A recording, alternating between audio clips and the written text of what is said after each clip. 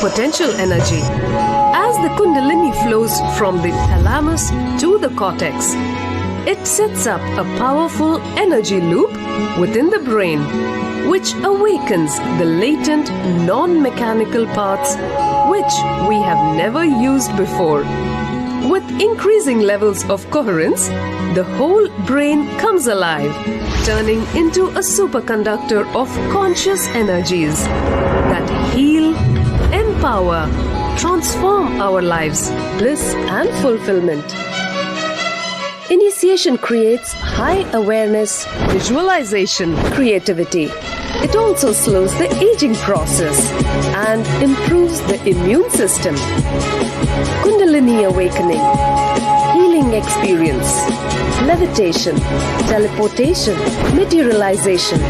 Experience the power of initiation through a range of exclusive programs conducted at the ashram. Nithyananda Nithyananda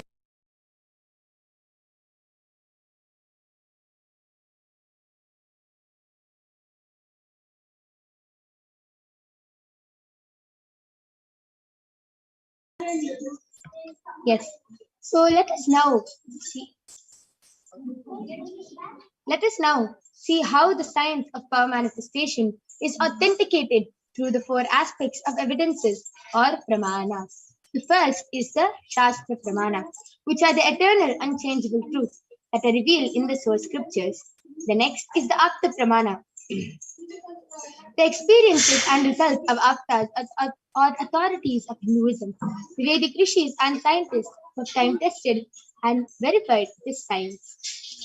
Third is the Atma Pramana, which is the experience of His Divine Holiness Bhagavan Nithyananda Paramashivam, this millennium's avatar's personalized experience. Last is the Pratyaksha Pramana, the empirical evidence from observation and scientific experimentations. So all of you might be wondering, where do we get all these pramanas from? Where do we get all these evidences from? From the Vedagamas, which is a living applied science. Vedas are the ultimate superior authorities for Hindus. They are the pure science where the ultimate truths are explained. Agamas are the scriptures where the applied technology, the applied science is expanded. Vedas and Agamas, Vedagamas, are given the status of Shruti as they are directly revealed by Paramashiva. They are the ultimate, eternal, unchangeable truths. And a reference cited from these Shastras or source scriptures is called a Shastra Pramana. So without further delay, let us get ready to witness this extraordinary demonstration of the power of third eye, being manifested by the Balasans of the Nithyananda Gurukul. So let us now enter into the Shastra Pramana, which comes from the Vijnana Bhairava Tantra, Sutra 34.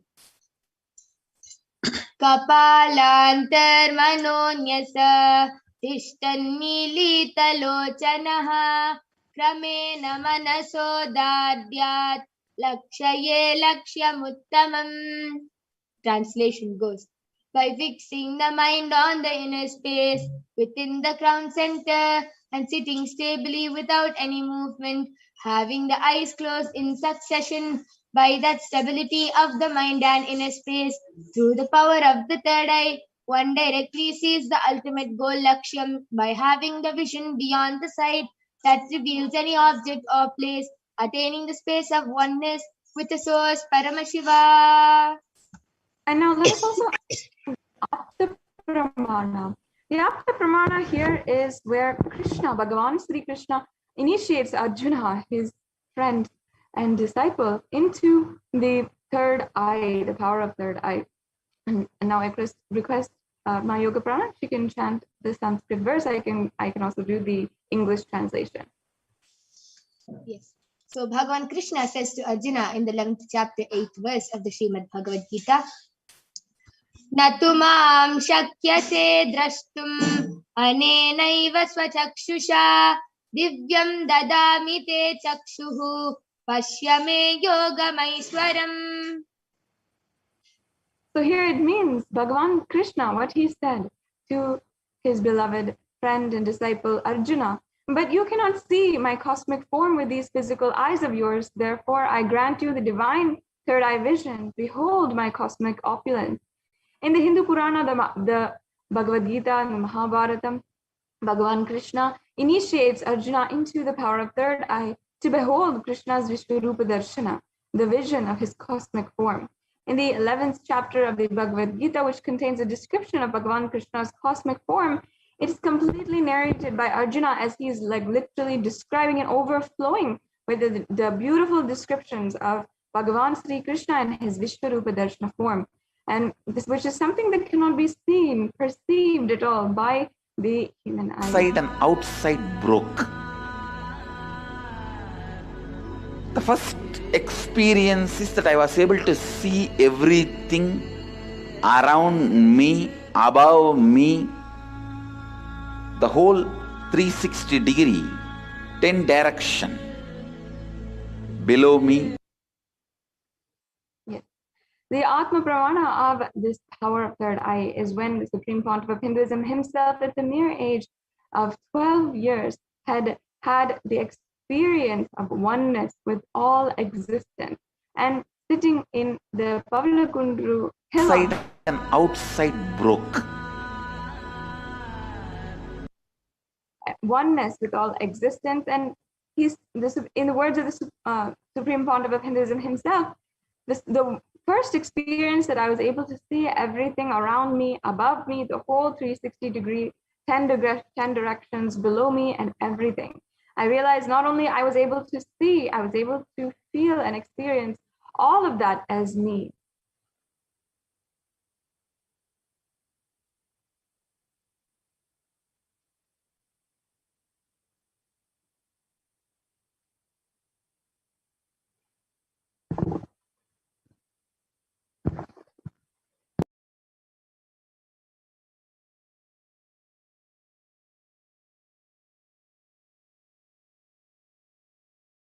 And outside broke.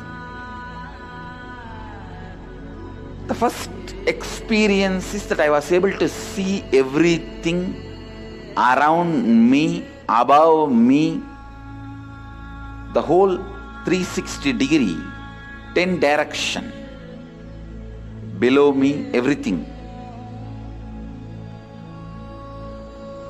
I realized not only I was able to see, I was able to feel, experience. I felt that the skin of the stone on rock on which I was sitting and the skin of this body both carry me equally. In both I exist equally. The setting sun, rising moon, the whole Arunachala hill, all the plants, bush, shrubs, trees, everything,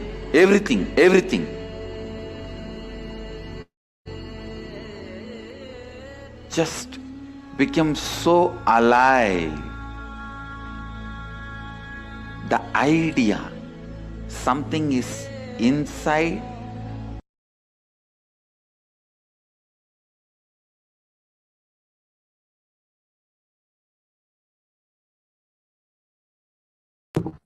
Yes, and we also have the Pratyaksha Pramana, which is the empirical evidence of this, with the scientific observation and experience of these powers. In fact, in 2005, the Supreme Pontiff of Hinduism himself gave a breakthrough to the global scientific community when they approached the Supreme Pontiff of Hinduism in order to study the brain of an avatar. And as you can see here, they conducted several experiments where they were trying to analyze what exactly is happening inside of the brain, which is literally powered by superconscious energy. They conducted several studies which measured and compared the metabolic cell activity of the brain in conscious and meditative states. And they used the positron emission tomography in order to collect evidence. They saw literally that when doing the daily activities, the Supreme Pontiff of Hinduism was entirely using very less percentage of the brain, and they were able to see that in the deep meditative state, the Supreme Pontiff of Hinduism's third eye the exact place where the third eye was located was lit up completely, and over 90% of the brain was shut down. That is phenomenal evidence to show that the third eye really exists. And to go to say as well that for our logical, normal human brain in this day and age, what even Bhagavan Sri Krishna, Paramashiva himself, has been talking in the sacred scriptures is true from 5,000 years ago until now. And finally, we will now be witnessing the Sakshi Pramana. Sakshi Pramana is the experiences and the results, the extraordinary manifestation through the initiated disciples of the Supreme Pontiff of Hinduism. Because this rare sacred science of third eye is being made available to humanity, and for their conscious evolution. The Supreme Pontiff of Hinduism literally embodies the most profound yogic state that surpass all bounds of time, space, and matter. And the Supreme Pontiff of Hinduism is gifting this pure, great science of third eye awakening, along with many other spiritual sciences through initiation, and millions of people have been initiated by the Supreme Pontiff of Hinduism and are experiencing the profound results as extraordinary powers.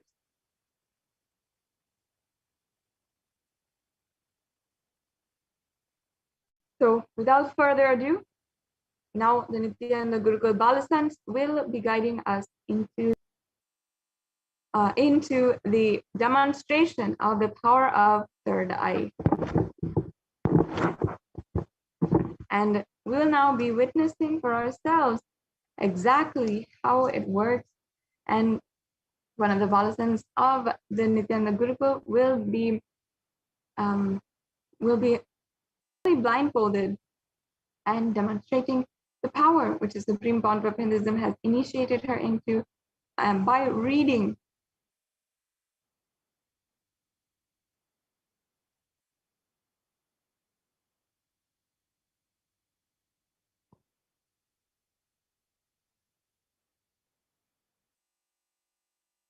Yes, in just a few minutes, we'll be joined once again by Ma Yoga Prana and a few of the other Nithyananda Gurukul Balasants who will be demonstrating for each and every one of us this power as we are just for a few minutes awaiting for them to back and to begin this demonstration. I invite each and every one of you to get connected with us, with Kailasa, and get connected for hearing about all of the different, immediately getting the notifications for the darshans, dikshas, the satsangs, for the spiritual discourses, and countless hours of the life of the Supreme Pontiff of Hinduism.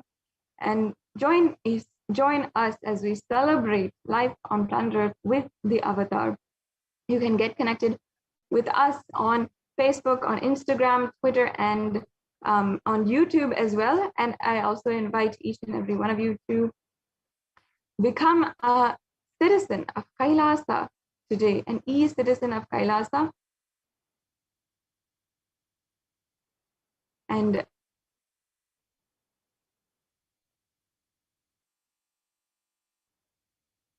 you can ensure that you are getting all the notifications, you're getting so many more benefits and having access to so much of what the Supreme Pontiff of Hinduism has contributed, has revived for the planet Earth. So we'll now be beginning the demonstration of the powers of third eye in just a few minutes.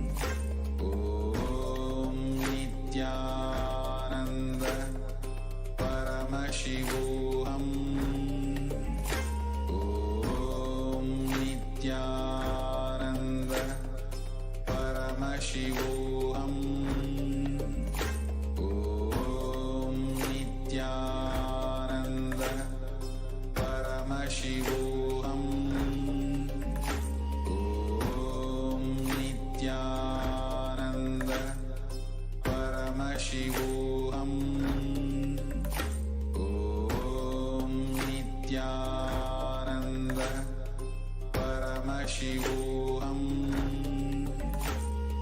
Om Nithyananda Paramashivoham.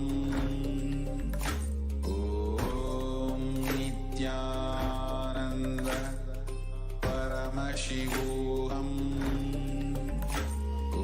Om Nithyananda Paramashivoham. Om Nithyananda Paramashivoham. Om Nithyananda Paramashivoham. Om Nithyananda Paramashivoham. Om Nithyananda Paramashivoham. Om Nithyananda Paramashivoham. Om Nithyananda Paramashivoham. Nithyananda Paramashivoham. Om Nithyananda Paramashivoham. Om Nithyananda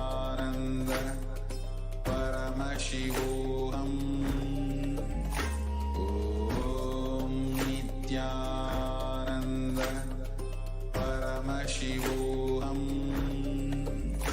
Om Nithyananda Paramashivoham. Om Nithyananda Paramashivoham. Om Nithyananda Paramashivoham. Om Nithyananda Paramashivoham. Om Nithyananda Paramashivoham. Om Nithyananda Paramashivoham. Om Nithyananda Paramashivoham. Om Nithyananda Paramashivoham. Om Nithyananda Paramashivoham. Om Nithyananda Paramashivoham.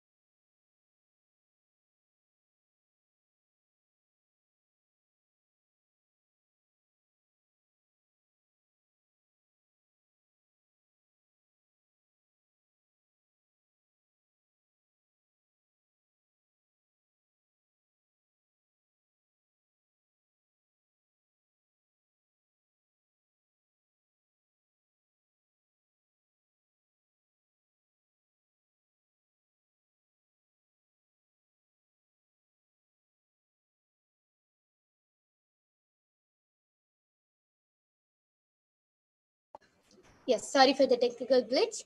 Um, we are going to be continuing this power manifestation, this demo of the third eye. I request Mavirija just to again show that there's no change in the eye band. Please turn to your right, left, up, and down. And I request any one of you to just go ahead and post in the chat if we're audible or not.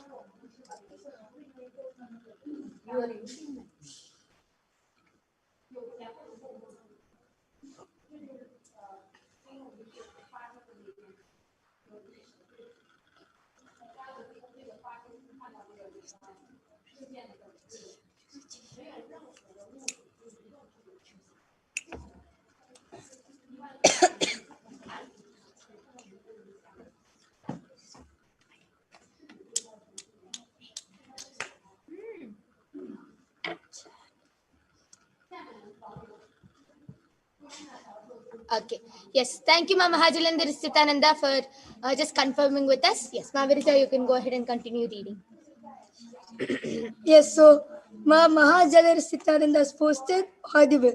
Yes, so thank you Ma for the confirmation. And before that, Ma Mahajalandar Sitananda has again posted Viraja Ma's valuable, virtuous visioning verily validates valuable variables to the valueless matrix. Amazing. As all of you saw, Ma Virija was able to read all the sentences, all those random words, just with her third eye. So confidently she was able to read it. Yes, Ma Virija, you can continue reading. And Ma Melissa Cook is posted, yes, we can hear you, but thank you for the confirmation. Yes.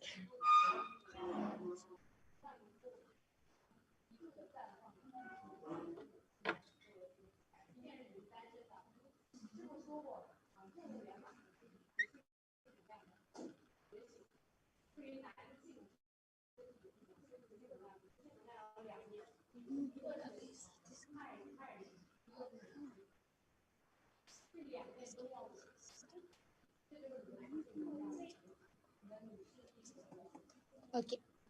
So that was a beautiful demonstration of the power of third eye. So now we'll be removing the eye band of Ma Virija. All of you can see the eye band is completely intact. There's no change in the eye band.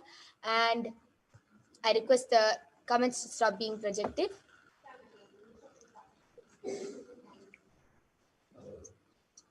Yes. And that was a very beautiful demonstration of this power of third eye, where Ma Virija showed how effortlessly she was able to manifest this extraordinary Shakti, and she was able to read with her eyes closed, just as she is able to see with her eyes closed. And we are completing for the technical glitches and all the inconvenience caused. Due to the interest of time, today we will not be having the power of body scanning.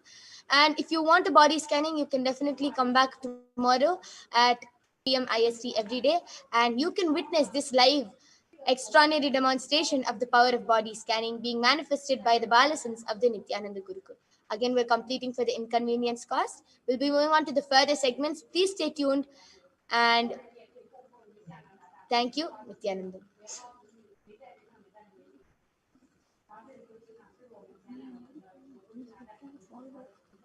Paramashivoham. Om Nithyananda Paramashivoham. Om Nithyananda Paramashivoham. Om Nithyananda Paramashivoham. Om Nithyananda Paramashivoham.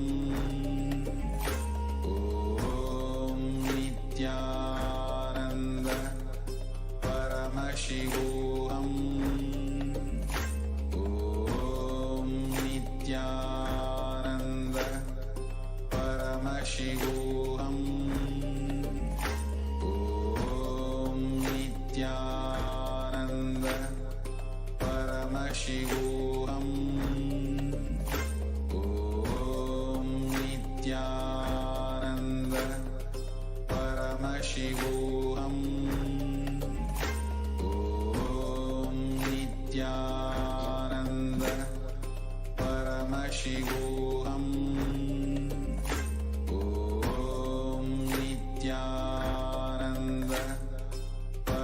Paramashivoham. Om Nithyananda Paramashivoham. Om Nithyanandam, everyone. Welcome back. So now all of us just saw a beautiful demonstration of the powers of Paramashiva, the extraordinary Shaktis. And we will now be moving to the next segment of this program where we will be learning about the divine feminine consciousness, about who is Devi Parashakti. And we will be first looking at the Dhyana Shloka of Devi Parashakti, which comes from the Lalita Sahasranama Dhyana Shloka. Sindhuraruna vigraham trinayana manikya mauli spurate taranayaka shekharam smitamukhim mapina vakshoruham panibhyamali ratna chashakam raktotpalam bibratim saumyam ratna gatastha rakta charanam dhyayet paramambikam.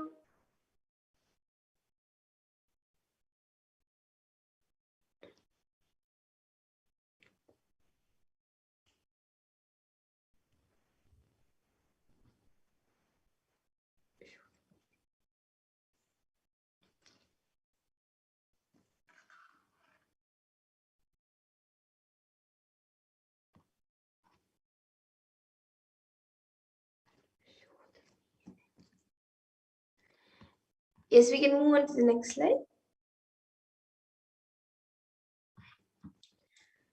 So the translation for this verses, we can go to the previous slide now.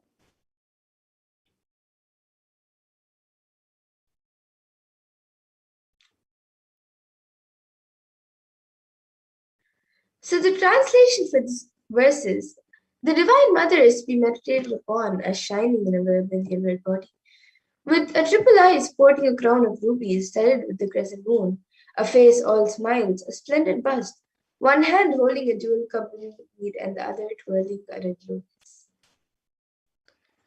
And another Dhyana Shloka which also comes from the Lalita Sahasranama Dhyana Shloka. Arunam karunam tarangatakshim dritapasham kushapushpabanachapam animadibhiravritam ayukaihi rahamityeva vibhavaye bhavani. And the translation for this verse is, I meditate on the great Empress. She is red in color and her eyes are full of compassion. She holds the nose, the gourd, the bow, and the flowery arrow in her hands. She is surrounded on all sides by powers such as anima for days, and she is the self within me. And Devi Parashakti is the ultimate pure feminine consciousness. Parashakti is the cosmic mother. It is her cosmic womb from which billions and billions of universes come out and go in, and the source where the Big Bang and black holes go on and on. And Parashakti is the source Shakti, the source energy, the source power, from which all of us came, in which all of us are in even now, and in which all of us are going to merge. And out of her extreme love and compassion, Parashakti herself is manifesting through the embodied form as the Nijavatara of the Supreme Point of Hinduism, Jagadguru Mahasannidhanam, His Divine Holiness Bhagavan Nithyananda Paramashivam, gracing us, answering all of our questions, attending to our prayers, giving boons, healing us, revealing our past, present, and future, delivering profound spiritual truths, and ultimately giving us the experience of Paramashivoham itself. And Devi Parashakti, she beautifully introduces herself and she says how she manifests as the Nijavatara in the form of the Supreme Point of Hinduism. So she says, raising as Omkara, expressing as Vedas and Agamas, blossomed as Hrimkara, filled as Parashodasi, living in 40 triangles, the Kailasha Swami is in Kailasha, Sri Purichintamani, Parashodasi, sitting as part of Paramashiva, Parameshwari who rules the world, Paramashakti, Manonmani, Meenakshi, as Nithyananda took Nijavatara here to give good boons to everyone, to bestow all goodness. Hiranya Garbha Swarupini, Brahmanda Yoni, Shami, Chandramauli, Rapala, Aparna, Uma, Parvati, Savitri, Navayavana, Samrajya Lakshmi, Parameshwari, Parashodasi, Meenakshi. Taking the form of Nithyananda, I came here as Nijavatara. With great compassion and blessing, listen people, to do good to all of you, I took the form of Nithyananda and came down as Nijavatara. And the Parashakti also beautifully says, raising in Omkara, blossoming as Shiva, Shiva manifesting as source of existence, powers of existence, expression of existence.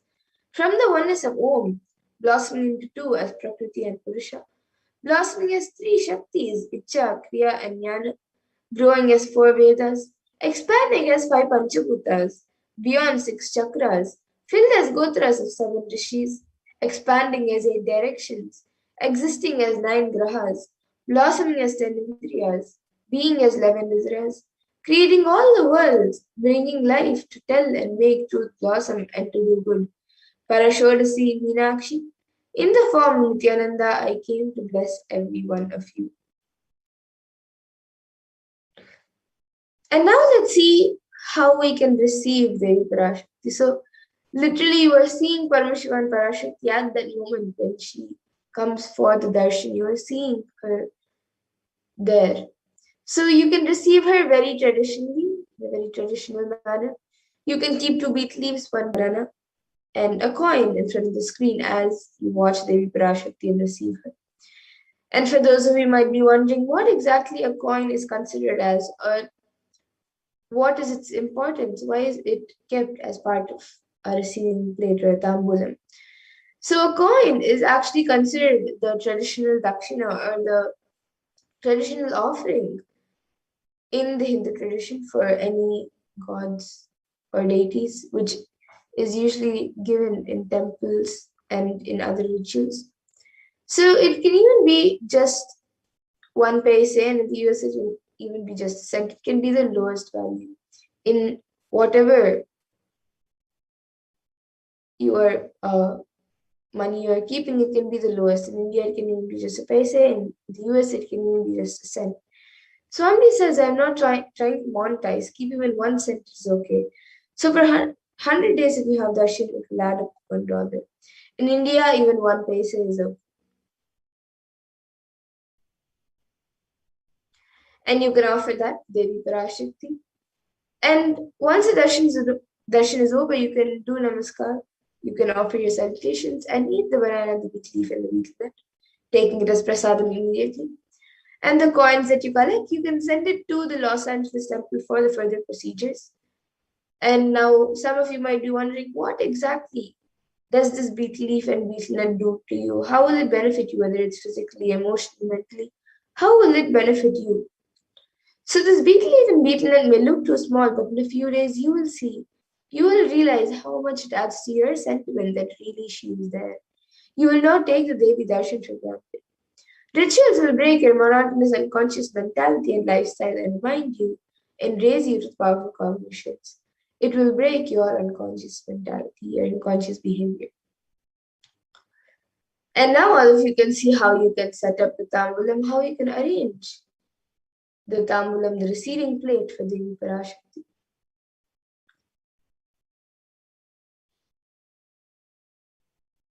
You can all see how you can arrange it. You can arrange the beet nut on top of the beet leaf, then keep the banana and the coin. You can arrange all of it in a plate, keep it in front of the screen as you receive Devi Parashakti. And you might also be seeing a few other additional items kept in the plate, such as a coconut, some glass bangles, kumkum, turmeric, and some flowers. So these few items are the additional items that can be kept as part of a tambulam, that you can keep as part of a tambulam. But the 4 basic items that are kept as part of tambulam is the beet leaf, the beet nut, the banana, and the coin. So you can arrange these few items whatever you would like to. Arrange it in the plate, keep it in front of the screen, and receive Devi Parashakti in a very traditional way when she comes for the darshan. And experience Devi Parashakti's energy.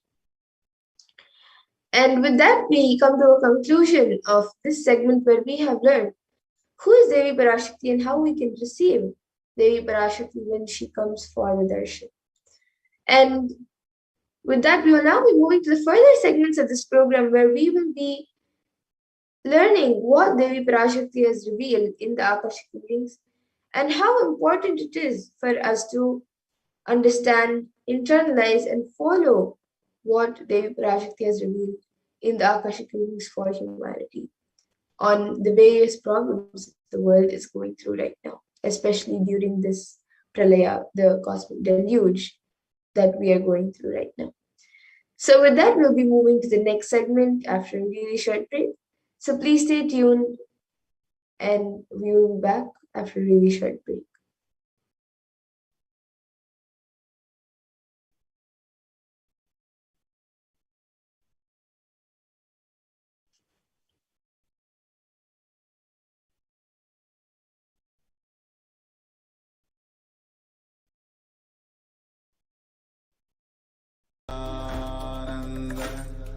Paramashivoham. Om Nithyananda Paramashivoham. Om Nithyananda Paramashivoham. Om Nithyananda Paramashivoham. Nithyananda Paramashivoham. Om Nithyananda Paramashivoham. Om Nithyananda Paramashivoham. Om Nithyananda Paramashivoham. Nithyananda Paramashivoham. Om Nithyananda Paramashivoham.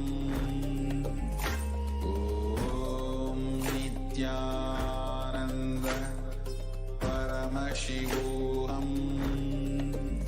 Om Nithyananda Paramashivoham. Om Nithyananda Paramashivoham. Om Nithyananda Paramashivoham. Om Nithyananda Paramashivoham. Nithyananda Paramashivoham. Om Nithyananda Paramashivoham. Om Nithyananda Paramashivoham. Om Nithyananda Paramashivoham. Om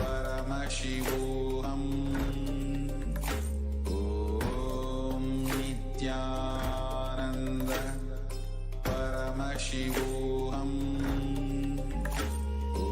Om Nithyananda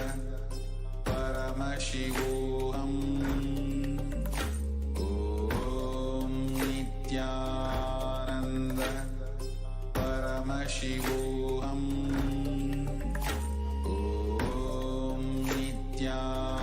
Om Nithyananda Paramashivoham. Om Nithyananda Paramashivoham. Om Nithyananda Paramashivoham. Om Nithyananda Paramashivoham. Om Nithyananda Paramashivoham.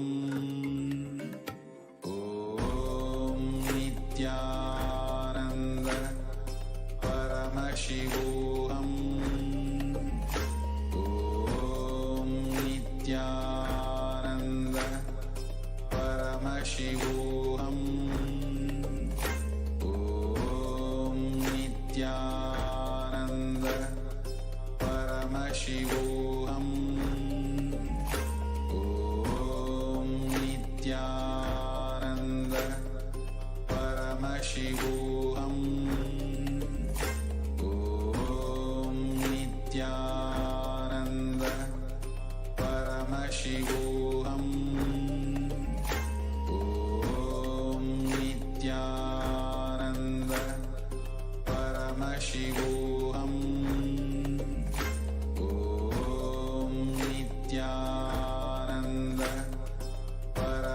Paramashivoham. Om Nithyananda Paramashivoham. Om Nithyananda Paramashivoham. Om Nithyananda Paramashivoham. Om Nithyananda Paramashivoham. Om Nithyananda Paramashivoham. Om Nithyananda Paramashivoham. Om Nithyananda Paramashivoham. Om Nithyananda Paramashivoham. Om Nithyananda. Nithyanandam, welcome back to all the viewers after that very quick break. Now, we'll be entering into this next segment, understanding the guidance given by Devi Parashakti for humanity, for understanding and literally protecting ourselves and protecting each and every one of us during this time. Yes.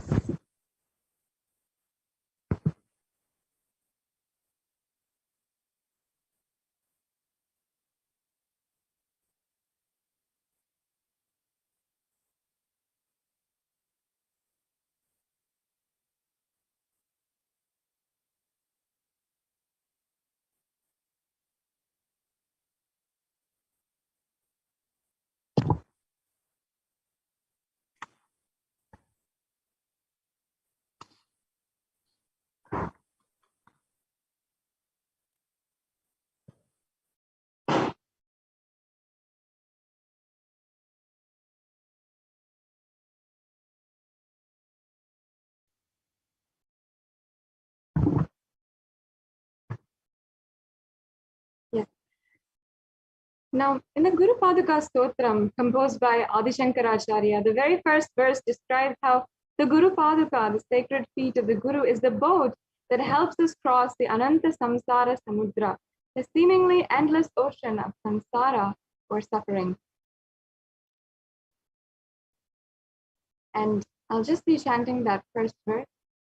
Ananta Samsara Samudradara Naukayitabhyam Guru Bhakti Kabhyam Vairagya Samrajada Pujanabhyam Namo Namaha Shri Guru Padukabhyam. The English translation says, salutations to the Guru Padaka, the Paduka of my Guru, which is the boat which helps me cross the endless ocean of life, which endows me with a sense of devotion to my Guru, and by worship of which I attain the dominion of renunciation.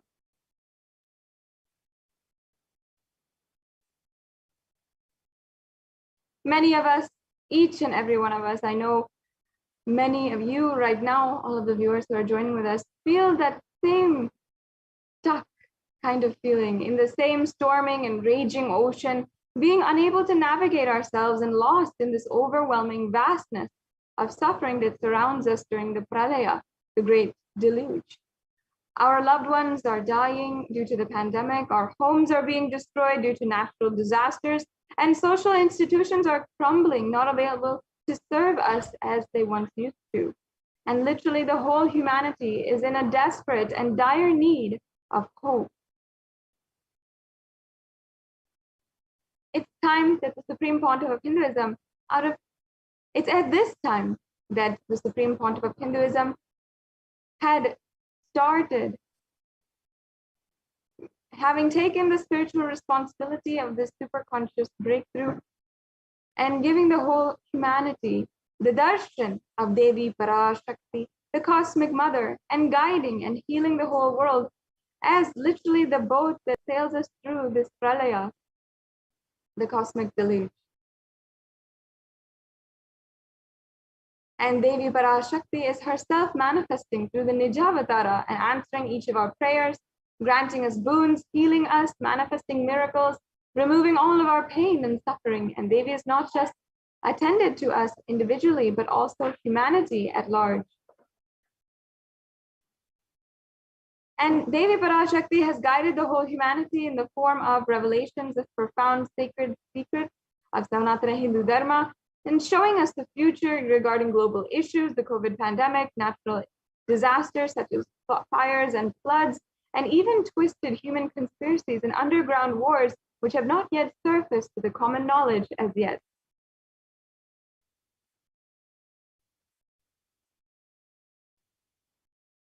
In this segment, we will be elaborating on the statistical, scientific, and scriptural references of each sacred revelation, which has manifested precisely as the same guidance emerged from Devi Parashakti, for us to imbibe deeply and start following as Devi Parashakti continues to protect us until this storm ends and we safely harbor at the shores of our consciousness.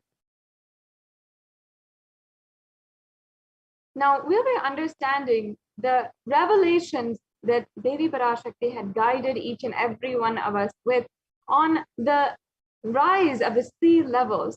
She had literally made this revelation on the 19th of May, 2021. That's this year, just a few months back. So now let us watch this revelation.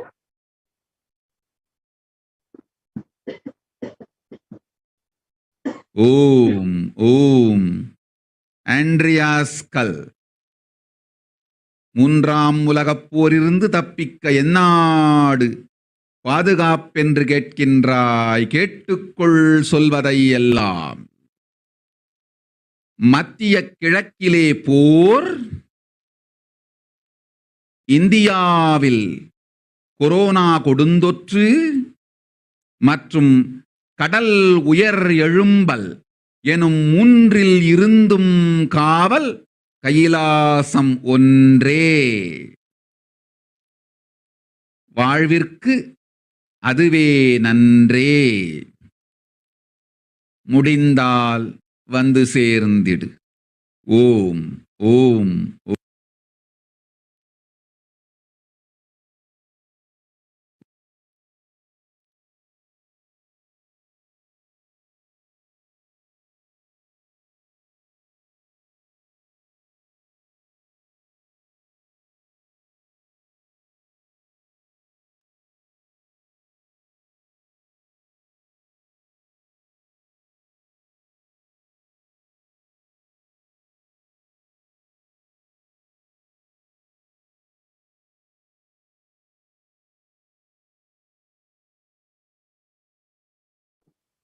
So here, Devi Parashakti revealed, you are asking which country is safe to escape from the Third World War.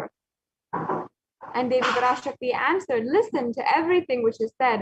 War in the Middle East, deadly corona in India, and rising sea levels. Protection from all three is one and only in Kailasa. Only it is good for life. If possible, come and reach. And she concludes, Om Om. On the 19th of May, 2021, while answering the prayer of one of the devotees, Devi Parashakti, manifesting through the Supreme Pontiff of Hinduism, warned about the sea levels rising and the cascading effects of climate change crisis on humanity. And of course, exactly as Devi revealed, the very next day, on the 20th of May, 2020, one of the biggest icebergs broke, which was 70 times the size of Manhattan, and literally it posed a huge threat to humanity, causing the sea levels to drastically rise. And we can see now a couple of the articles and the various different news clippings of what exactly happened on that day.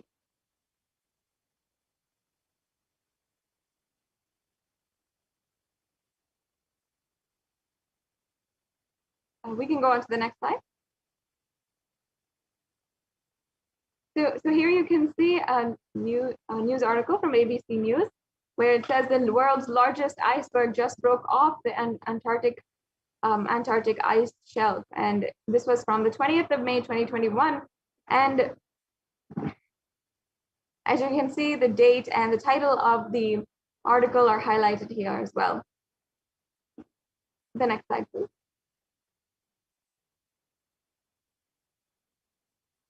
And we also have the sea level rising here in a graph. You can see the global sea level rising and how it's also projected to rise. There's several different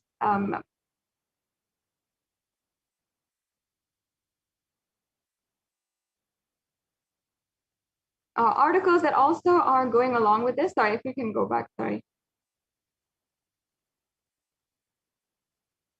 It says here that even under the most modest scenarios, scientists expect that sea level rise is to affect Earth's coastline significantly in the coming centuries. So it really shows that there is a drastic change going on right now. And another article from NASA this time saying that sea levels will rise 1 to 8 feet by 2100.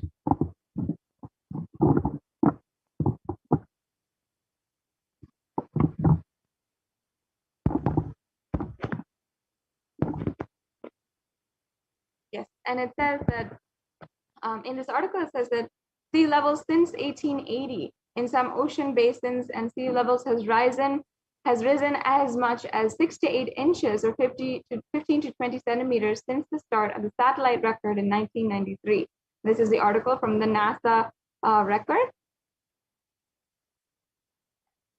And it's also, we have evidence that in the United States, almost 40% of the population lives in a relatively high population density coastal areas. Globally, 8 of the world's largest, the 10 largest cities are near a coast, according to the UN Atlas of the Ocean.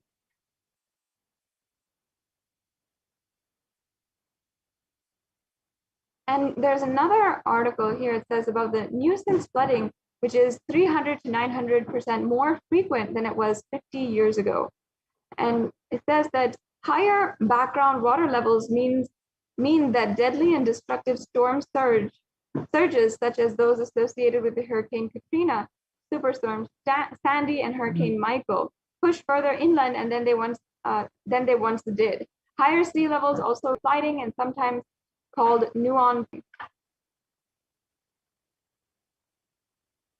And here it's talking about what's the cause of sea level rising. And many of us are knowing, and many of us are ardently following as well, the situation, the global issue being addressed by several international organizations, by nations at large, about global warming. Global warming is causing the global mean sea level to rise in 2 ways. First, the glaciers and the ice sheets worldwide are melting and adding water to the ocean. And the second, the volume of the ocean is expanding as the water warms. A third, much smaller contributor to the sea level rising is the decline in the amount of liquid water on land, the aquifers and the lakes, as well as the reservoirs, rivers, and moisture. The shift of liquid water from land to ocean is largely due to the groundwater pumping. And we see that the pace of global sea level rise more than doubled from 1.4 millimeters per year throughout most of the 20th century to 3.6 millimeters per year from 2006 to 2015. Just in the last, let's say, 9 years, there was literally a double increase, then more than a century of the sea level rising. So that just shows a really drastic change just in a 9-year span.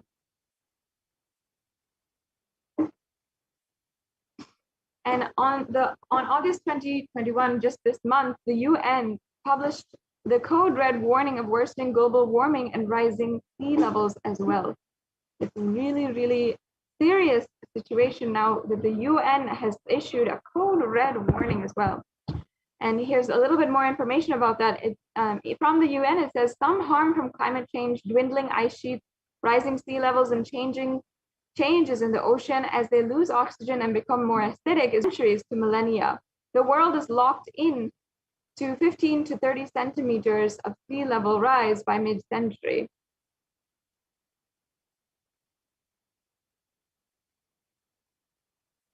And even if we significantly curb emissions in the coming decades, more than a third of the world's remaining glaciers will melt before the year 2100. When it comes to sea ice, 95% of the oldest and thickest ice in the Arctic is already gone. And we have another article here that shows the cascading effects of sea level rising. This is from CNN, where it says more than 150 people are still missing in the German floods, unlikely to be found is what officials are fearing. And again, this is exactly what Devi Parashakti had revealed to us in May of this year. Later on, the UN had given us a code red, warned all the citizens and trying to do their due responsibility, but Devi Parashakti had warned us months ahead that this was going to be a really, really serious issue. As you can see here from the Science journal, where it says, where it's giving us an article on Europe's deadly floods, which leaves scientists stunned, and another article where it says the climate crisis made deadly German floods up to 9 times more likely. And let's now understand from the avatar himself a part of the solution of this tragic issue that's ongoing across the world on how we can implement nonviolence, practice nonviolence, and heal the Mother Earth.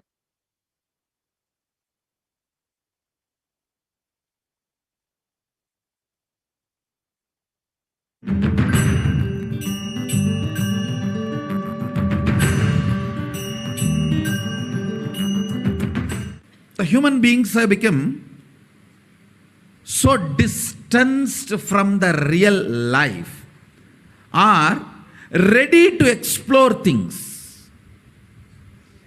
We become so far away from, at least I can tell you from my experience, village boy. When I was 5 or 6, I opened all the alarm clocks in my house and I'll set it back, put it back. I don't see all that in the modern day kids. It's all about that stupid cell phone. Involvement with the reality has drastically reduced. Our whole life is nothing but the screen. Whether your love, your relationships, even your sex, everything is limited to that screen. Am I right? Almost. No, almost. Everything has been reduced to that screen. Involvement with the reality has drastically come down. It is so unfortunate, especially the food, the plastic food dumped into your system. See, all the things which you eat, none of them have life. They are all not. My guru used to tell, please walk without chappal or covering your feet. Whatever grows in that land, eat, because Mother Earth records when you walk without shoes what all the ingredients are missing in your body.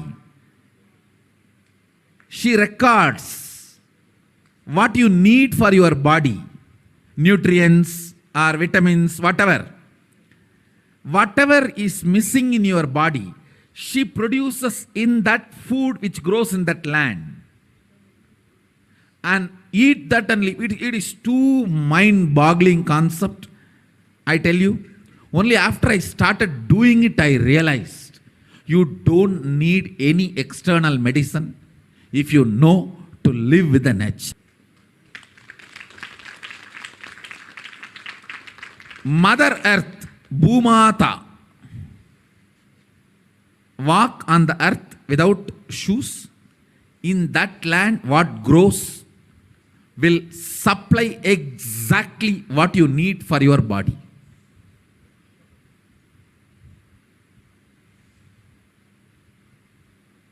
Looks too difficult to believe. But after I started doing that, I realized it. Your body does not need any other medicine, anything else. Actually, maybe 2 years before, due to these continuous classes, day and night, and in the night time, the web-based programs for the outside India, all these, my whole eating habits have gone chaos, and no question of rest. It became like a too much on the system. So I had some stomach issues. I remembered my guru telling this, walk on the earth and what grows eat. So I started walking without chappal for a few days. Suddenly I saw in my courtyard a new plant coming up. No seed, nothing, just coming up. I was wondering how come suddenly, between the rocks, new plant coming up. And one of the devotee Ayurvedic doctor, he said, Swamiji, if you can get this plant and add it in your food, your stomach will be completely healed. I said, where to get? When he walked into the courtyard, he said, this is the plant. This is the plant. And throughout the campus we searched, we did not find another one. Nobody knows from where the seed has come, from where the plant has come. Understand, it is not that just for me miraculously nature is doing. It is the nature's life. I was ready to play with it, so she showed the miracles to me. Anybody willing to play with her, she shows her miracles to you. Nature is miraculous. If we are ready to play, she shows it. She demonstrates her love, her care. If we go back to the food with life, our life also will start more interacting, more alive, more vibrant, more overflowing.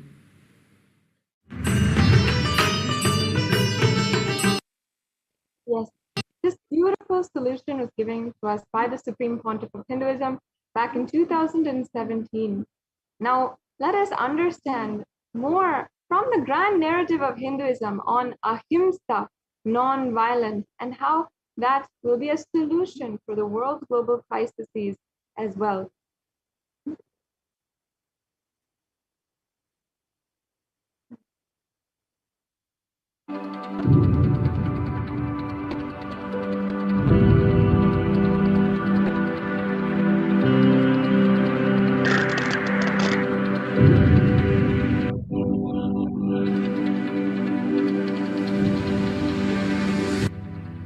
We often believe that exacting revenge is a form of emotional release and that getting retribution will help us feel better. Especially this modern day cinema, entertainment industry, cult brainwashes you. The act of revenge as a way of gaining closure after a wrong is done. No! I tell you the truth, revenge has the opposite effect. Revenge is like a korangu sorinjikra mari, ari padangadu. They say that monkey feeling itching and scratching itself is never going to settle down. Till that monkey dies, it will not settle down because it will create a wound and it will not keep quiet with that wound. That same wound it will scratch more and more. And it will be more infection, finally the monkey will die. Orangu sorinjikittadum, nama violence la vidaradum onnu. Understand? mass media, cult, entertainment industry, TV and cinema, cult is brainwashing you, telling that revenge is heroism, violence is heroism. No, it is not. Non-violence is heroism. I tell you, in every level, non-violence as a strategy. Because you see, non-violence makes you realize more and more oneness. It strengthens the oneness. Oneness strengthens the non-violence and non-violence strengthens the oneness. You need to understand the context. Only then you will understand how this non-violence can be a successful strategy. If you miss one or two components and do it out of wrong context, it will become a mess. It will become a laziness and non-involvement. Laziness and non-involvement is not non-violence. Don't use non-violence brand and tag to justify your non-involvement and laziness. No. That's what Arjuna was trying to do in the Arjuna Vishada Yoga. He was telling Krishna, oh, why should I kill people? Why should I kill people? Let me go away and become a sannyasi. This fellow, when he went to do tapas in the forest also, he got married to a girl. Every time this fellow goes for tapas, whether he brings boons or not, he brings girls. Alright, no disrespect to Arjuna, is incarnation of Nara Narayana. So no disrespect to Arjuna. Non-violence should not be misconstrued or should not be used to portray your non-involvement and laziness, tiredness and boredom. Hinduism is actively enriched. World will become great place. Not only we are a non-violent tradition, we believe in consciousness. We have the science of consciousness, raising the quality of the humanity. We believe in it, we spread it, we live it. We be, live, believe. Let us all understand non-violence need to be actively lived, be lived, believed and actively enriched. Actively enriched. All I wanted all of you to know what Hindus miss, Sri Kailasa should do tyaga, to tell the world actively, enrich the world actively about Hinduism. Ahimsa paramo dharmaha. Ahimsa is the highest value as per Hinduism. Ahimsa paramo dharmaha. That is the grand narrative of Hinduism. Non-violence is the grand narrative of Hinduism. We need to tell that grand narrative to the whole world. Actively. Actively we need to tell that grand narrative to the whole world. Ahimsa paramo dharmaha. Tyaga. Non-violence. Unclutching.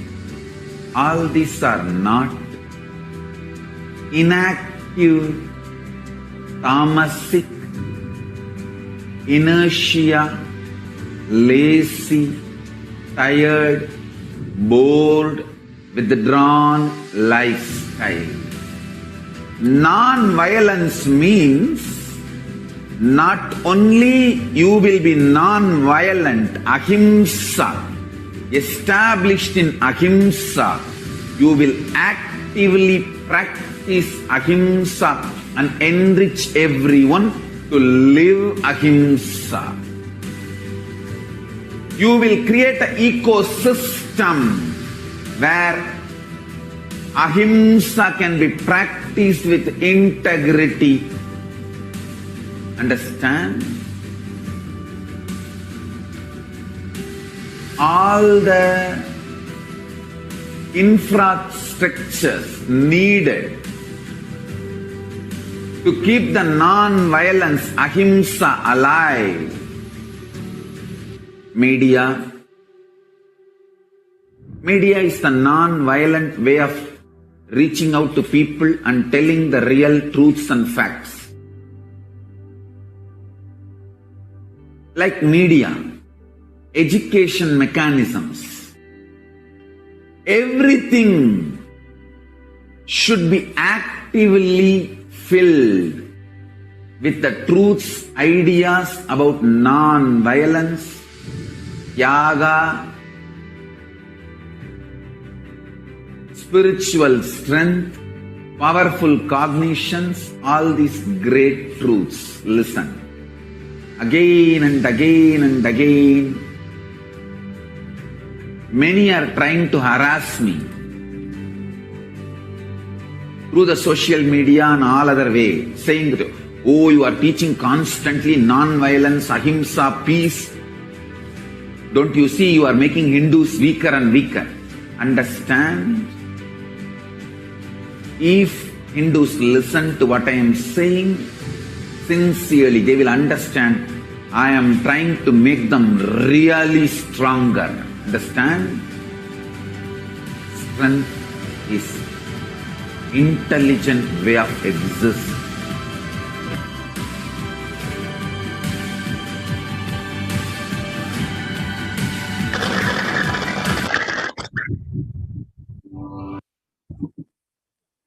And as the Supreme Concept of Hinduism reveals, ahimsa is the grand narrative of Hinduism. It is the underlying thought current of Hinduism and what has made Hindus so strong. And only when we have this nonviolence, will we have that oneness with Mother Nature, will we be able to heal Bhumata. And scientists have already shown that the effects of global warming and climate change, the effects of the damage that we have done to Bhumata cannot be reversed through regular means. It is only through the guidance of an avatar and the principle of nonviolence, of having that oneness with Mother Earth, that we can heal Mother Earth and reverse the damage that has already been done. And for the last 26 years, the Supreme Pontiff of Hinduism has been continuously guiding people, enriching people, and making them experience that oneness, and has been doing tremendous work in the field of environment and sustainability through the Sri Kailasa Uniting Nations for Environment. So if you would like to learn more about this, you can go to kailasa.org and learn more about what the Supreme Pontiff of Hinduism has been teaching. Through giving individual conscious breakthroughs, Supreme Pontiff of Hinduism has been giving humanity breakthroughs, has been giving the world breakthroughs, and has been healing Mother Earth. And it's only through this principle can we really reverse the damage that we've already done. So if you would like to learn more, you can visit kailasa.org. And if you would like to become an e-citizen and avail all of the benefits of the various teachings of the Supreme Pontiff of Hinduism and have the direct guidance and blessings of the Supreme Pontiff of Hinduism, you can sign up at kailasa.org and receive all of the benefits of Hinduism, all of the opportunities that the Supreme Pontiff of Hinduism has opened up for e-citizens. And with this, we will be concluding this portion of the program, and we'll be entering into the next segment. As we've seen, Devi has been continuously manifesting. The Supreme Pontiff of Hinduism has been continuously manifesting Devi Parashakti just for the sake of healing humanity, for the sake of guiding humanity through this pralaya. Yes, actually, Ma, if we can open the other offerings slide. Another slide set on offering. So as I was saying, the Supreme Concept of Hinduism has been continuously manifesting Devi Parashakti just for the sake of healing humanity, of blessing humanity and guiding them through this pralaya. It is only through the guidance of an avatar can we receive the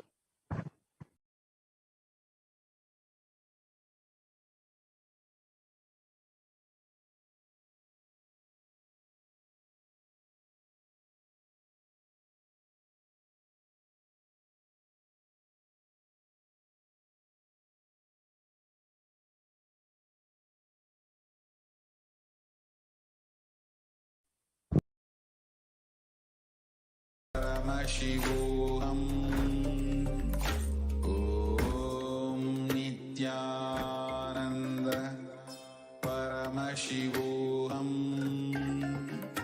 Om Nithyananda Paramashivoham. Om Nithyananda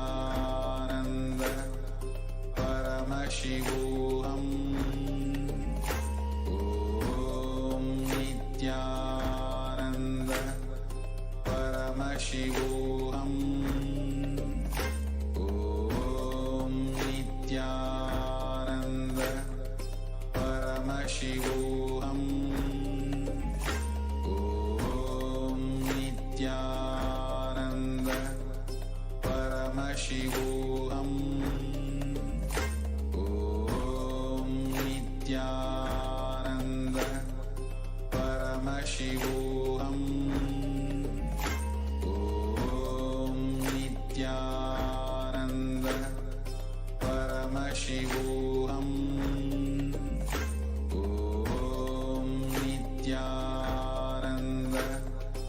Paramashivoham. Om Nithyananda Paramashivoham. Om Nithyananda Paramashivoham. Om Nithyananda Paramashivoham. Om Nithyananda Paramashivoham. Om Nithyananda Paramashivoham.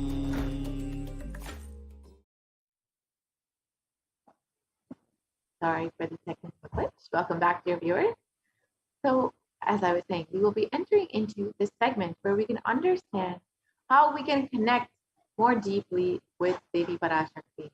The Supreme Concept of Hinduism over the last several months has been continuously manifesting Devi Parashakti just for the sake of healing and blessing every single being, to attend to the prayers of every devotee and to guide them through this pralaya. And if you are just overflowing with gratitude and want to offer your love, your devotion, then stay tuned for this segment where we will understand how we can connect with Devi Parashakti more deeply. Devi Parashakti is both the masculine and feminine. Both consciousness have to be expressed equally by every human being to be enlightened. Until enlightenment, only the masculine dimension expresses more than the feminine dimension, irrespective of whether they're male or female physical bodies. And every being has to complete with 5 dimensions to achieve enlightenment. The Pitrus, or the ancestors, the Kula Devatas, or the family deities, and the parents who have brought us out, we have their very DNA, and nature, of course, and finally Guru himself, who will ultimately be giving you enlightenment itself.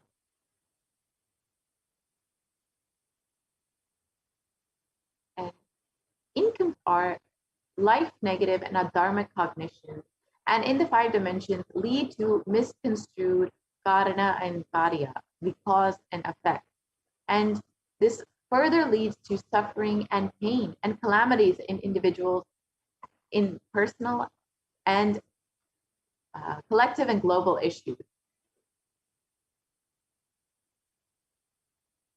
And being sensitive is being aware in gratitude to life.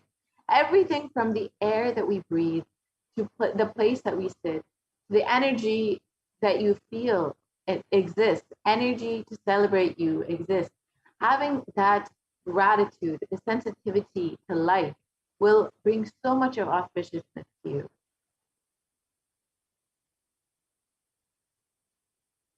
There are 43 energies that constitute our human body.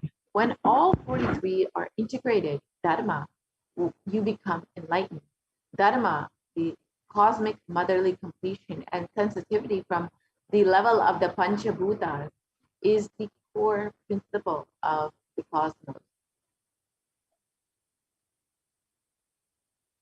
And awakening the sacred feminine is key to enlightenment. When awakened, man expresses the sacred feminine consciousness. He becomes a great, revered leader. When awakened, woman expresses sacred feminine consciousness. She becomes Devi, cosmic mother expressing powers. So as the Supreme Pontiff of Hinduism has been continuously revealing, conscious sovereignty is the key to awaken the sacred feminine consciousness. And out of millions of paths, the easiest, sweetest, and most beautiful path to enlightenment is connecting with the cosmos as mother, Devi Parashakti, the cosmic feminine consciousness.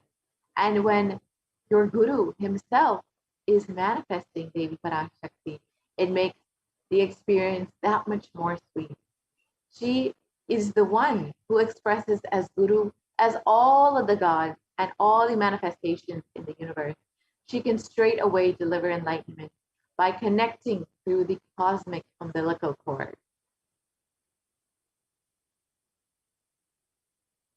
An offering is not to benefit the divine, but to close the gap that we have with the divine consciousness. When we achieve completion with Divine Mother, her infinite powers, with her sweet grace, starts nourishing all dimensions of our lives through the cosmic umbilical cord. There is nothing too small or too big that you can offer to connect with the Divine Mother. It has to be from a space of love, of a child looking at a mother and handing her what it has to share with her out of deep love and gratitude. It can be a cup of milk, a flower. It can be even a precious jewel to adorn her smiling face or her beautiful hair. The Vedic rishis have clearly stated the techniques to connect with the sacred feminine consciousness, to awaken some qualities in us. One can connect with Paramashiva through oneness, but with the divine cosmic mother, it is only by worshiping her feet with true devotion. Mother worship is the most non-violent, most peace-centered path, most healing, most soothing and sweetest path to enlightenment among all the traditions on planet Earth. And worshiping includes contemplating, meditating through sacred offerings of mantras and oblations at her feet.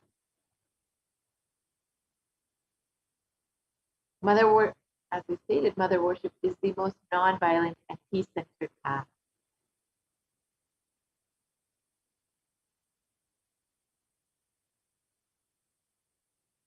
If we can continue to the next slide, please.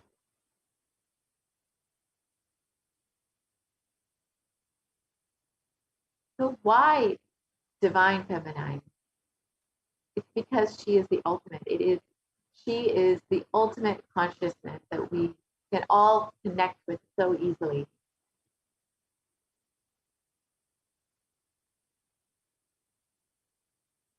And the pramana for this state, I walk as the 11 Rudras. I walk as the Vasus. I walk as Vishnu and other Adityas and all divine forms, the Visvadevas, assuming the form of the inner self of all the gods. Hold aloft Mitra and Varuna, even as Indra and Agni I do, and the Ashwini twins do. This is from the Rig Veda. And Ekadasha Rudras, Maharudra, Ashtavasus, Vadasha Adityas, Vishve Devatas, all of them are my retinue. I move around in my various forms with them as my retinue. I protect all of them, including Mitra, Varuna, Indra, Agni, the Ashwini Devatas.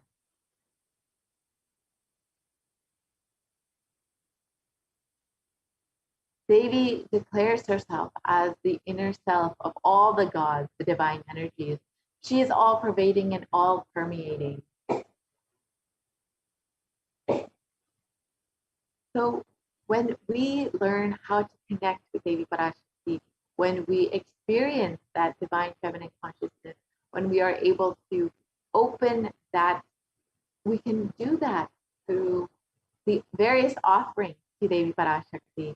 When we offer this, we are opening ourselves up to receive the energy of Devi Parashakti, to experience that sacred feminine consciousness in our being. So the first offering is the E-Hundi offering, and this is just a general contribution. You can contribute as much or as little as you would like. It can be even $1. And this is a offering that all of us are familiar with. When we go to any temple, we just drop $1 or $2 in the hundi, just to say thank you and I love you to the divine for just a little offering of gratitude for the happening of the divine in our lives. We just offer $1 or $2. And every time we go to the temple, we do this. And now that we are stuck at home in quarantine, Kailasa has made this opportunity, this experience available to you online through the E-Hundi offering. You can offer your love, your devotion, your gratitude with this simple donation.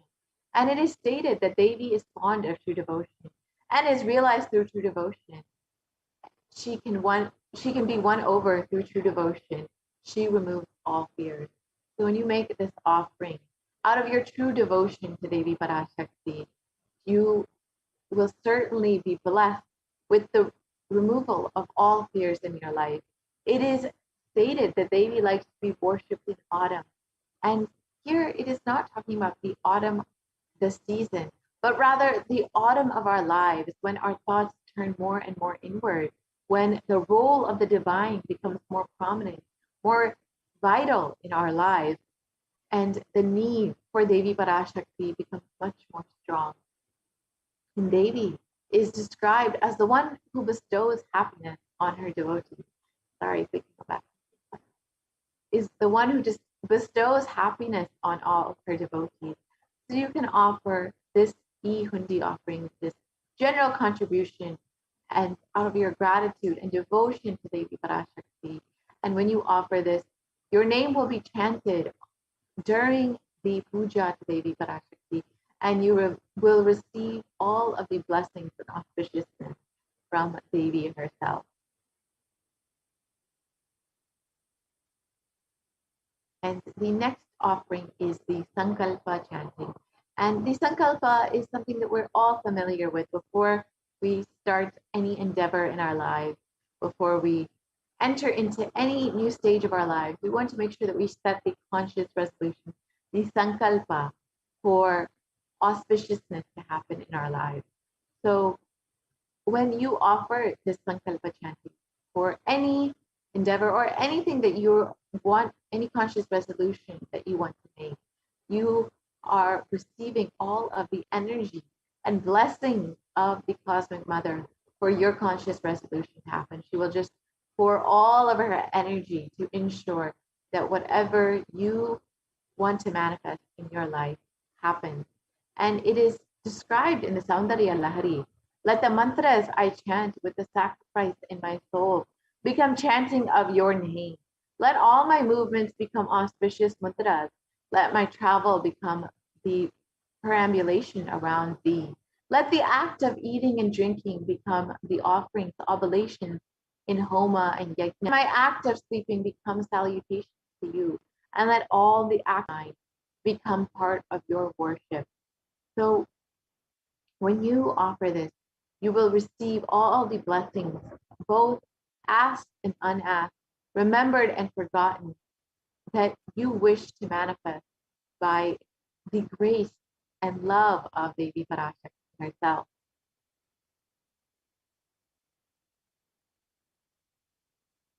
The next offering is the Sahasranama Svarana Kasu, and this is the golden coin with the various names of Devi Parashakti on them. And each name of Devi Parashakti describes one aspect, one quality of Devi, whether it's her overflowing compassion, her divine knowledge, her beauty, whatever aspect that you may connect with and which you want to manifest in your life. By making this offering, you will manifest all of the Ananta Kalyana Gunas, all of the various divine, feminine, conscious attributes of Devi Parashakti. And you can offer this in any size. Is the $75 size, the $150 size, and the $251 size. So you can offer as many as you would like, blessings to manifest all the various qualities and attributes of Devi Parashakti.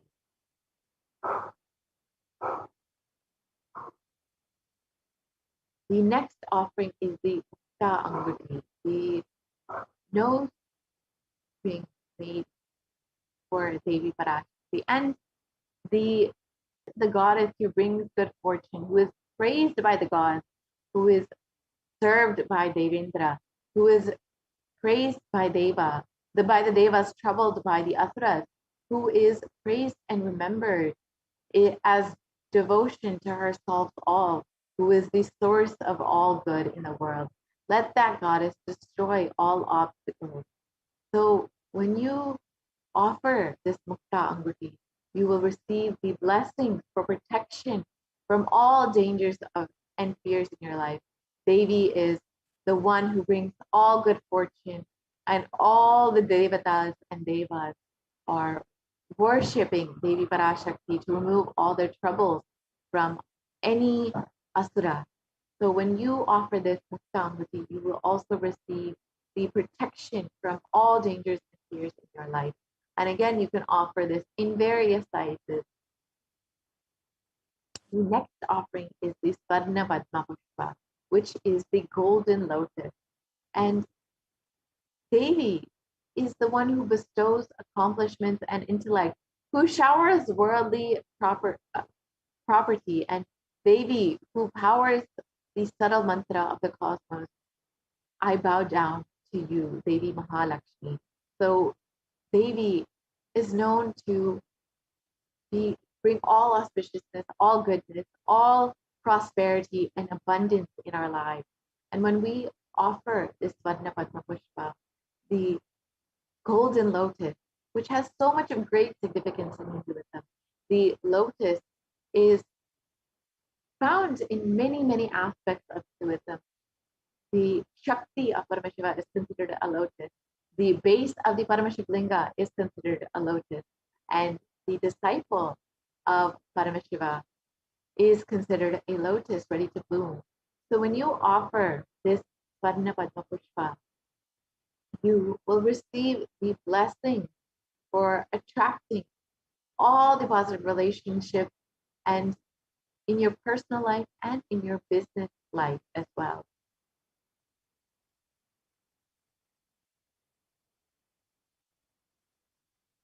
And the next offering is the Swarnamaki, which is the golden toe ring.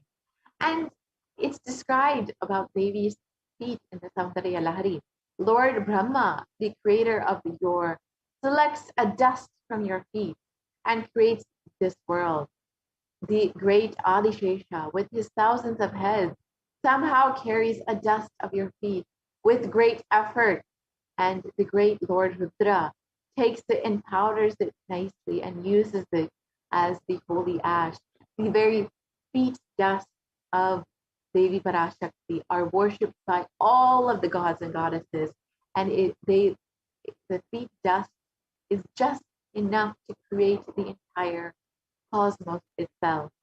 With that, Lord Brahma creates the entire universe. And so you can understand the auspiciousness, the grace, and the greatness of Devi Parashakti's feet. So when you offer this Varnameti, the golden toe ring, to the feet of Devi Parashakti, you will receive all of the auspiciousness showered upon your life and all of the protection of Devi Parashakti.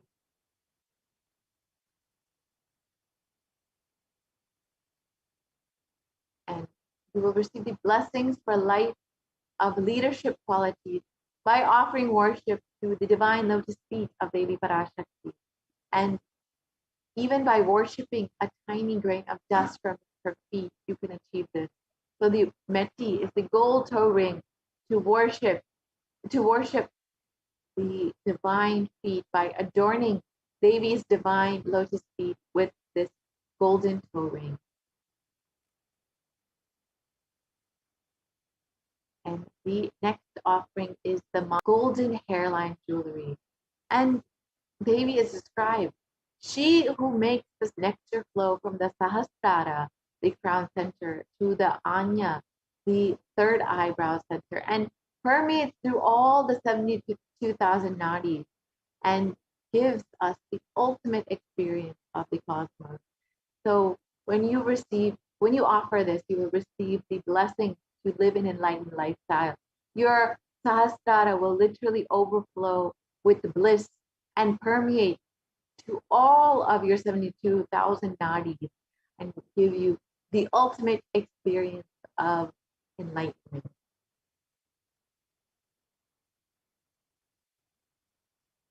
The next offering is the Pratyaksha Pada Puja, which is the most favorite offering of all the devotees and disciples of the Supreme Concept of Hinduism. And when you have your own Guru manifesting Devi Parashakti herself, the cosmic mother herself, is the most sweetest offering you can make. And it is described that Adi Shankaracharya describes, my repute has traveled in all the directions through my philanthropy and prowess. All the things of this world are in my hands as rewards for my virtues. Yet if one's mind is not contented, is not centered upon the lotus feet of the Guru, what then? What then? What then? So it is only the lotus feet of the Guru that can give us the fulfillment in our lives. When we worship and offer our gratitude, our love to the Guru's feet, we will receive all of the fulfillment of all of the various dimensions in our lives. And when your Guru, your own Swamiji, is manifesting Devi Parashakti, the most sweetest, most blessed way to connect with the cosmos, you will receive the most auspicious things in your life through this offering.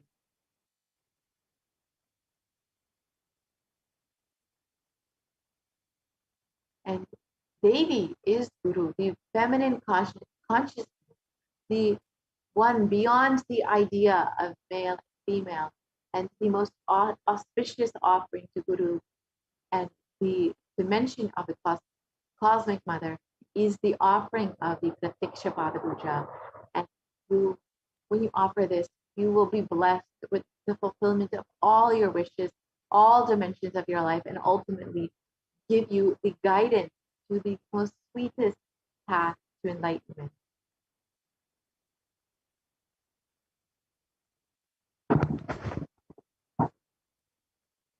And the next offering is the Vastra Seva, which is the offering of clothes to Devi Parashakti in the form of Guru himself.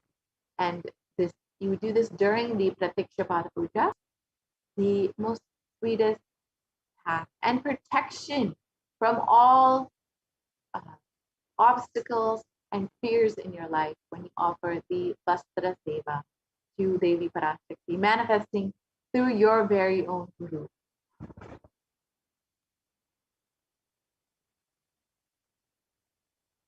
And here are the various offerings that you can make. The Ihundi offering, which can be any amount that you like, and it's very simple contribution, a donation that you can make.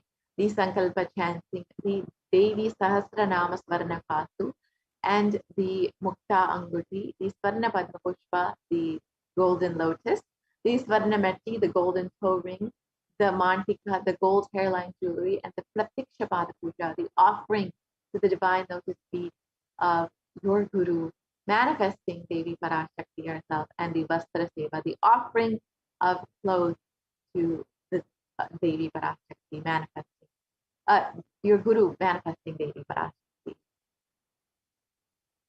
So let us understand how we can make these offerings. You can visit gateway.nithyanandeshwarahindutemple.org, and the link here is projected. So it's gateway.nithyanandeshwarahindutemple.org/NHTLA/product/Parashakti Bhavaswami Darshan donation. So let us go to that link, and we can see that in the next slide. So yes, when you go to that link, you will see this page, and you can select any of your offerings that you would like, whether it's the Pratiksha Pada Puja or the Svarna Padma Pushpa. Whatever you would like, you can select that offering, and you can make as many offerings as you like. You can go to the next slide, please. So we'll see a drop-down menu, and you can select whichever offering that you would like to make. And you can select as many of these offerings as you would like to make. If you would like to offer a Svarna Padma Pushpa on behalf of yourself and your brother, you can select two, and you can add that to your cart, and you can proceed to the checkout. And this is a very simple checkout process, like you would for any other online payment. You just fill out all of your billing details. And as many of you are very familiar with online shopping now, it's a very simple process. Once you've filled out all of your billing details, you can proceed on, and you can complete your transaction, and you will have made your offering. And once you have made that offering, you can fill out the Sankalpa chanting form. That is tiny.c/Sankalpa chanting. And that once you've done that, you will have completed your offering. And if you would like to join as a member of the Kailasa community, you can go ahead on YouTube to Kailasa's HDH Nithyananda page, and you can join as a member, and you can become an e-Kailashian, and you will have various benefits when you choose to become an e-Kailashian. So you can become, there are various levels, whether it is the bronze, silver, gold, platinum, or premium. You can choose whatever you would like, and you will have the various benefits of doing this, and you will have access to content specifically for you, and you will have access to the YouTube live chat during the Bhava Samadhi Darshan, where you can ask your questions directly to Devi as she is manifesting live through the Supreme Concept of Hinduism. And it is a very simple process. You can select whether you want to offer through credit card or debit card or through PayPal. And you can go through and complete your offering, and you can become an e-Kailashian and receive all of the benefits of becoming an e-Kailashian. And then again, you can visit gateway.nithyanandeshwarahindutemple.org if you would like to make any offering. And you can also, during the live sessions, you can offer your love and your gratitude through the YouTube super chat. So it is a very simple process. You can just select how much ever you would like to make, how much ever you would like to offer, and you can choose that amount, and make the offering directly in the YouTube chat. So if I could request the volunteer to go to YouTube, and we can see how we can make the donation through the YouTube super chat and super sticker option. So this is a very simple process, and anyone can do this at any time who would like during the live program. So you can see here, you can see the YouTube chat, and you can go ahead and select that you want to make a contribution here. Scroll down a little bit. Yep. So you can select the button that is being highlighted there, and you can write whatever message that you would like and offer how much ever it is you like. So you have the super chat and the super sticker option. So you can choose whichever one you would like. The super chat, you can, or the super sticker, you can offer how much ever you would like. So you can go ahead and select the super sticker option. Yes, and when you choose a super sticker option, you will be shown various stickers for various prices, and you can choose whichever one, and you can just offer that. It's a simple way to offer your love, your gratitude, and your devotion to Devi Parashakti for happening in your life. So with this, we will be concluding this portion of the segment, and we'll be entering into the next segment where we will learn some of the various activities that are going on in Adi Kailasha Satyajnana. As many of you know, Devi Parashakti has been continuously guiding us, warning us, and reminding us that our only priority for this year is to keep ourselves alive. That is the only profit that we can have this year.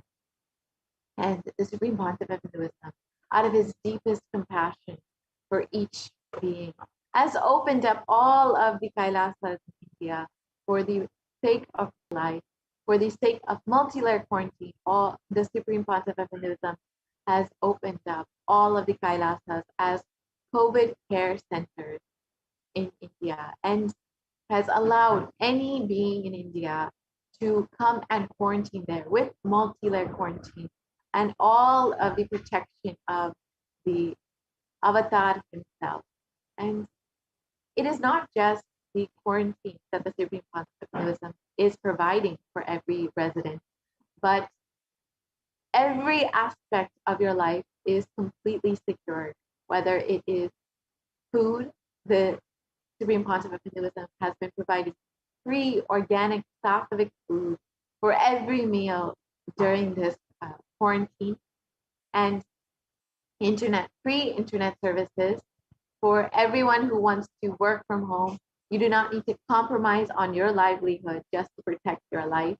You can work from home directly from one of the Kailasas, and you also have the opportunity for the free printing services, which are also being provided for all of the residents there. And you can also have all of the protection through the various Ayurvedic and Siddha supplements you have.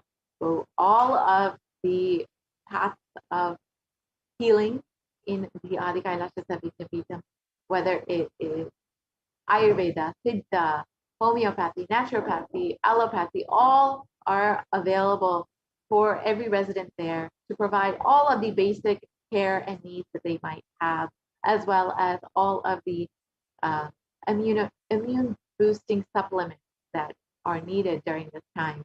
And finally, we will have, of course, the beautiful ecosystem that the Supreme Pontiff of Hinduism has been providing for each of us in the Adi Kailasha Satyajnana.